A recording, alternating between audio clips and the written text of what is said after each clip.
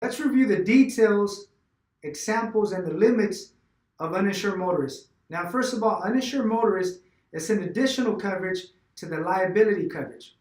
So technically, the combination of liability and uninsured motorist will become a medium package. Now, uninsured motorist was designed to protect the policyholder from drivers that have no insurance. So let me give you an example. Let's say I hit a vehicle. I'm the one that's responsible for the accident, but I don't have liability coverage. If the other driver has uninsured motorist will protect them from this accident. So technically, uninsured motorist will protect anybody from drivers that are driving without insurance. Now, 30% of the drivers in the state of California, if not more than 30, but 30% are driving without insurance.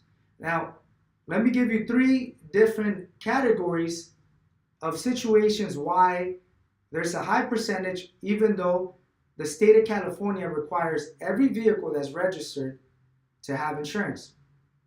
Now, number one, new vehicles. Not necessarily vehicles from the dealerships, from private parties. Every single vehicle that's sold and purchased are sold and purchased without insurance.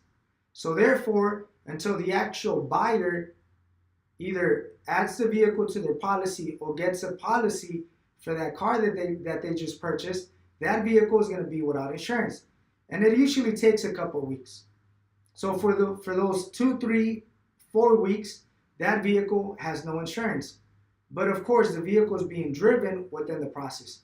So that's category number one. Vehicles that are purchased that don't have insurance. So until they're actually insured, those vehicles are being driven without insurance. Number two, late payments or policies that are canceled. Now there's thousands of policies that are canceled every single day. Until they actually reinstate coverage, those vehicles are not insured. Or there's a lot of policies that are late, a lot of payments that are made late. So even if it's 1 day late, 5 days late, 7 days late, the majority of the policies that are late have no coverage. Now they can still make a late payment and pay an additional late fee to reinstate the coverage, but until that payment is made, those vehicles are driven without insurance. So that's category number two.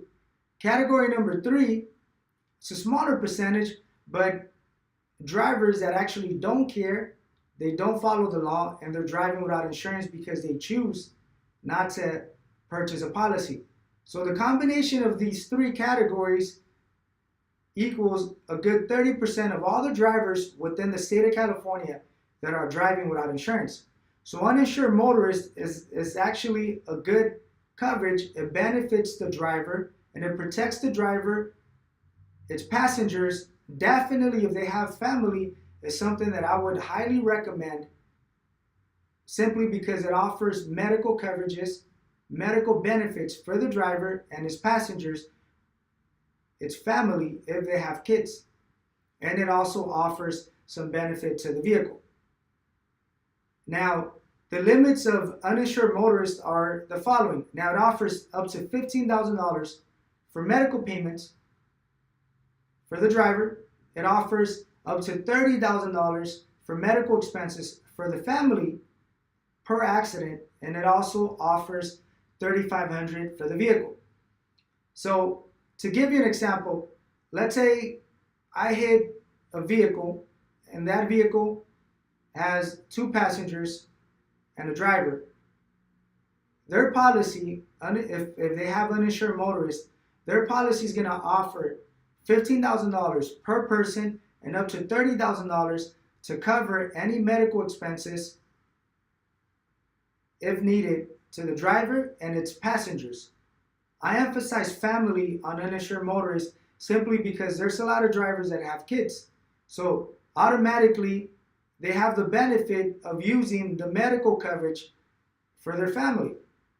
And it also offers $3,500 to cover the vehicle, just in case there's damages to the car. Now, there's an additional coverage just in case a policy or the vehicle is also covered through comprehensive and collision, uninsured motorists will waive the deductible. So I'll give you two examples. If the policy only offers liability and uninsured motorists, then it offers $3,500 for property damage. Now, if that vehicle that was involved in an accident has comprehensive and collision, which means they have coverage to cover the value of the car, and they have uninsured motorists, instead of uninsured motorists offering those $3,500, they'll just waive the deductible. Because technically they have comprehensive and collision.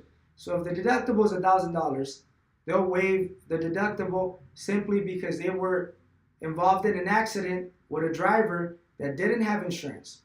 Now you have to keep in mind, uninsured motorist only works if the other driver is responsible for the accident and they don't have insurance. So uninsured motorist does not cover a hit and run. So if someone hits you and they leave, you need to at least have the license plate so that your insurance company could run the license plate to determine if that vehicle had insurance.